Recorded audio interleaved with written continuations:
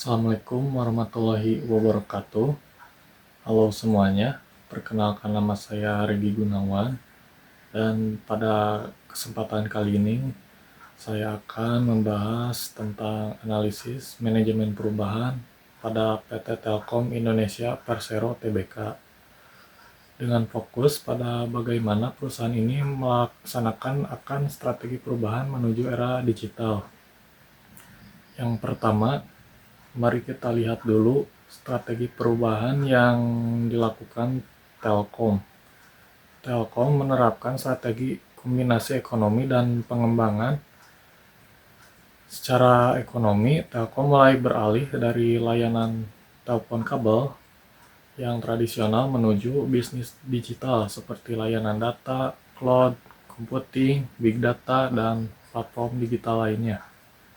Sedangkan dari sisi pengembangan, Telkom memperkuat kemampuan sumber daya manusianya melalui pelatihan digital, perubahan budaya kerja, dan ini menjadikan lebih agile serta kolaborasi tentang bisnis.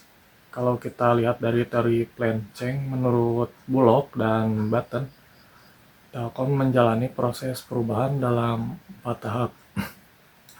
Yang pertama, tahap eksplorasi, yang dimana Telkom menyadari perlunya transformasi karena pendapatan dari layanannya lama-lama mulai menurun. Yang kedua, tahap perencanaan. Telkom menyusun roadmap transformasi digital.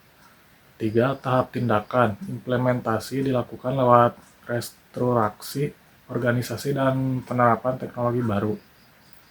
Dan yang terakhir, tahap integrasi. Hasil perubahan mulai dijadikan budaya baru di perusahaannya. Lalu yang selanjutnya kita bahas kesiapan perubahan di Telkom.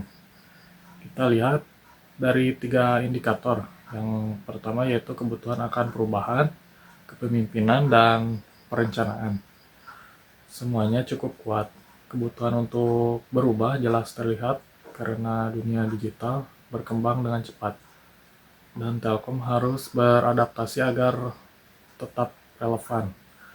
Kepemimpinannya juga kuat karena para direksi Telkom memiliki visi yang besar, yaitu menjadi digital telco kelas dunia. Dan untuk perencanaan, Telkom memiliki roadmap jangka panjang yang disebut 5 Bold Moves, yang mencakup penguatan infrastruktur digital dan budaya agile di seluruh dunia perusahaan. Lalu berdasarkan tingkat kesiapan ini, Telkom termasuk kategori sukses change possible, yang artinya perubahan ini punya peluang besar untuk berhasil.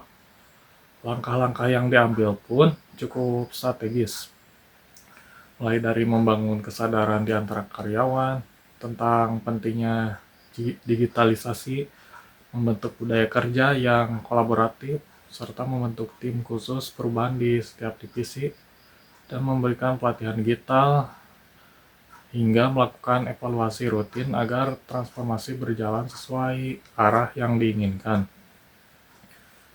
Jadi kesimpulannya, perubahan yang dilakukan PT Telkom Indonesia ini merupakan contoh nyata perubahan yang direncanakan dengan baik dan dijalankan dengan kepemimpinan yang kuat.